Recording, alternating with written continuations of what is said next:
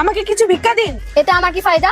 তুই একদিন তোর মা বাবার নাম অনেক উজ্জ্বল করবি। মা বাবার নাম কি উজ্জ্বল করব? 50-60টা কেস আছে আমার উপর।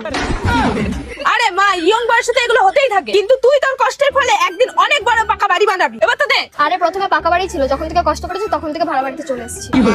এমন কি জিনিসে কষ্ট করলি রে তুই? জুয়া খেলা। হ্যাঁ?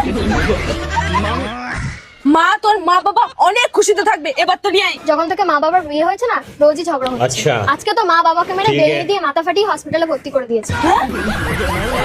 তোর একটা ছোট বোন আছে তো? হ্যাঁ মা, আপনি কি করে জানলেন? আমার সব মনে থাকে। তোর ছোট বোন একদিন তোর জন্য অনেক বড় কাজ করবে। এবার তো নিয়ে আয়। বড় কাজ তো করেই দিয়েছে। কি কাজ? 2 বাচ্চার বাবাকে নিয়ে পালিয়ে গেছে। তোর বোন তোর সঙ্গে সারা জীবন থাকবে। এবার তো নিয়ে আয়। আরে আমার বরকে নিয়েই তো পালিয়েছে।